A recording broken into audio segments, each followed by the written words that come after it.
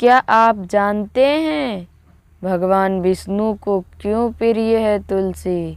विष्णु भगवान की पूजा देवी तुलसी के बिना आधी अधूरी सी मानी जाती है।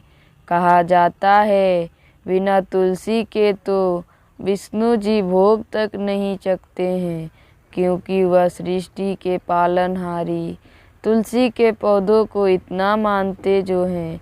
प्राचीन काल के समय की बात है, जब जलंधर नाम के राक्षस ने धरती पर आतंक उतार रखा था।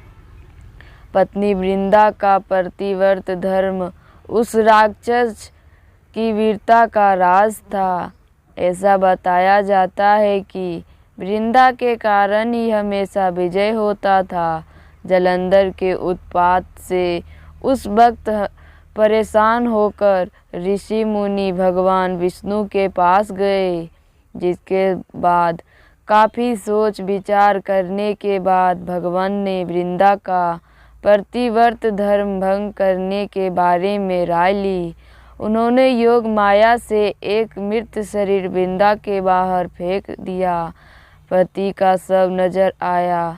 अपने पति को मृत समझकर वह मृत शरीर पर गिर गई और खूब तेज से रोने लगी। उस वक्त एक साधु उनके पास आए और कहने लगे, बेटी इतनी दुखी मत हो, मैं इस शरीर में जान डाल देता हूँ। तभी साधु ने उसमें जान डाल दी। भावों में बहकर वृंदा ने उस शरीर का आलिंगन कर लिया।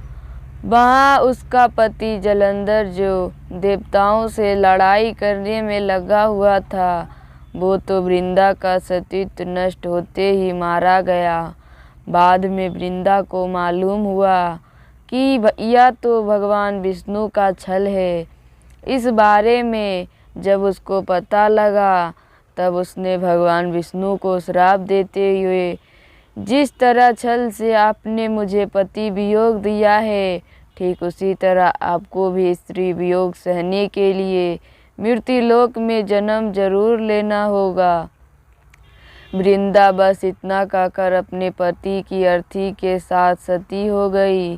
जिस जगह पर वो सती हुई, वहाँ पर तुलसी का पौधा उग गया। तब भगवान विष्णु अपने इस झूठ पर शर्मिंदा होकर बोले कि हे वृंदा, यह तुम्हारे अस्तित्व का ही फल है और तुम तुलसी बनकर मेरे साथ ही रहोगी। इस घटना के बाद त्रेता युग में भगवान विष्णु ने भगवान राम के रूप में अवतार लिया और सीता के वियोग में कुछ दिन रहे।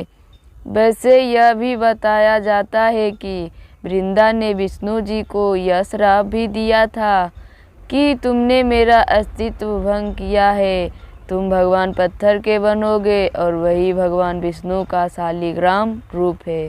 धन्यवाद।